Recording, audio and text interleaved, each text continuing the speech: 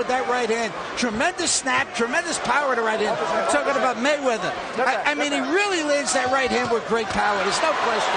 This guy, his balance is beautiful. That right hand is coming in very, very hard. He's winning this fight on clean punching. Left hook's not bad either. Correct. You know what's good about it? Mayweather goes to the body after those headshots. It's not like Endo is going to get any better and any stronger. Body shots take it out of you. Tony Brooks added the real knowledge to the ring. Look, I'm not going to sit here and let you get beaten up like that. That's what you need when he's a trainer like that.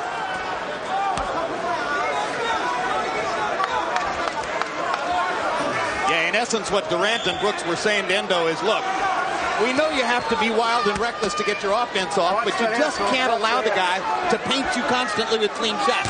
You got to defend yourself to some extent. Boom. That's what they were worried about. The good part is Endo is a puncher, so he can get back in the fight with one punch. That's it.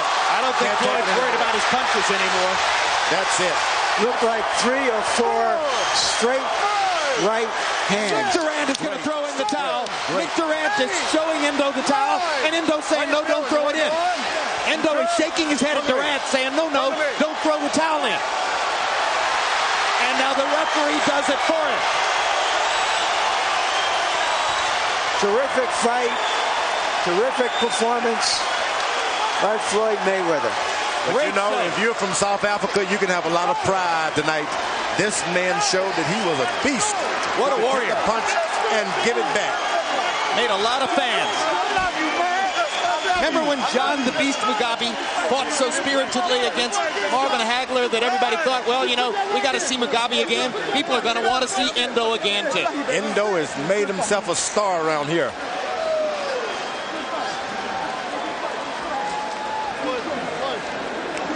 I don't think we've given Mayweather that much credit. He got in there and took some shots himself. Well, never gave up. The night that he destroyed Corrales, he got a lot of credit, and he deserved it. He was brilliant that night. The night that he tore up Genaro Hernandez, he got a lot of credit, and he deserved it. This is one of the 3 great performances of his career. Here's that knockout again. Talk about the right hands, George, and the way he throws them. Oh, he counters once again with that right hand. He's confident. Pull range on it to do it again, and if he stands up, right there again. And that's a lot of punching to take. He misses him with the left hook, right hook. You know, he's not regarded as a power puncher, but that's a textbook show of how to put your shoulder into the punch, right? He did everything right. Snatches his weight back, right on top. Pull it back, get right your on shoulder back. into it. Look at that. Then right over the ear, right in the face, right there. Seldom you'll see a fighter land 3 of the identical punches in finishing the guy off. Mayweather did tonight. He's so good. He is that good. I think he should move up in weight, get more challenges like that. Well, that's what he says. The 140-pound weight class, obviously one of the most explosively talented in all of boxing, and Mayweather has claimed that this would be his last 135-pound fight. In fact, he says what he really wants to do is go up and fight Oscar De La Hoya at 154 pounds.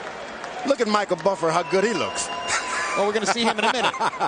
What do you think about Mayweather? He should go up in weight. I mean, he's not going to... He's claiming he wants to go fight De La Hoya at 154. He needs big guys to bring the best out of him. He's like that ever since he's been in the gym as a little kid. The big guys try to run over him. It made him better. It doesn't look good fighting a small guy. All right, now you wanted people to see how good Michael Buffer looks. Let's take a look as Michael gives you the final decision. Ladies and gentlemen, referee Frank Garza calls a halt to this contest. The official time, 1 minute, 50 seconds of round number 7.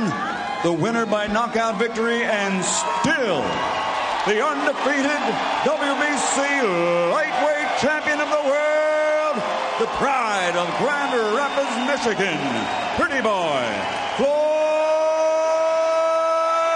Mayweather.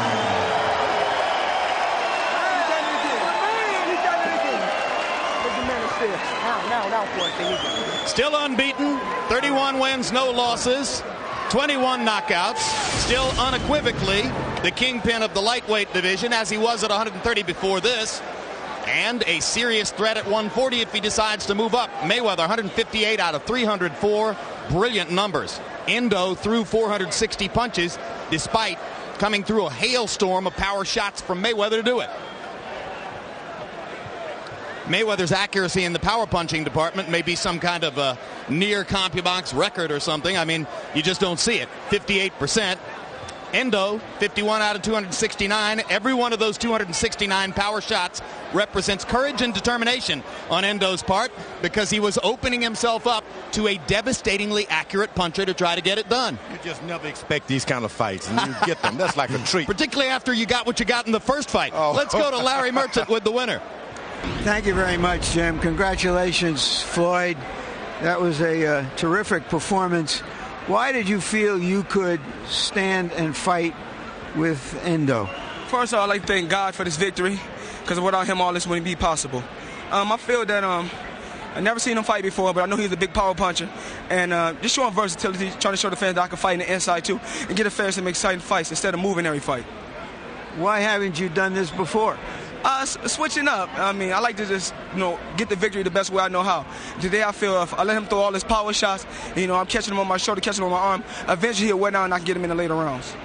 Do you feel that you can do this, especially against a taller opponent?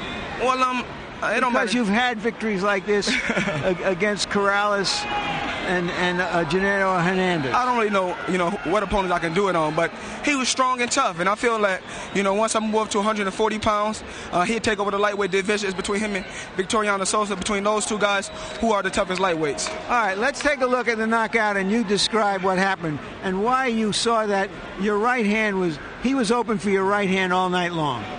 Well, I pulled counter. That's a pull counter. That was 1, 2, and I think and 3. And one more. 3. Probably even 4.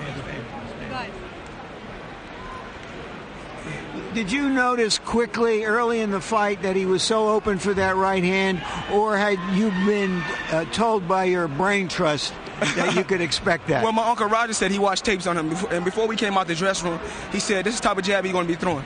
So you can look forward to using your pull counter, and it will work in the fight. And so that's what I did, and I feel good. Do you feel differently about coming off of a fight like this than you have from just dominating an opponent with your boxing skill? Well, yes, it feels good today to do this in front of my fans in Grand Rapids, Michigan. These are my first fans. It feels good tonight. I feel good. There are some very good challengers out there in the lightweight division still, like Lescano and Casamayor and possibly Freitas, maybe some others. Why wouldn't you want to clean that up before you moved up in weight? Well, I actually fight these guys in the past. I've been trying to get Lescano, Casamayor, Freitas in the past. These guys didn't want to fight me, so I'm finna move up to bigger and better things. I'm looking forward to fighting Arturo Gatti next. That's a big pay-per-view fight for me, and that's what I'm looking forward to doing.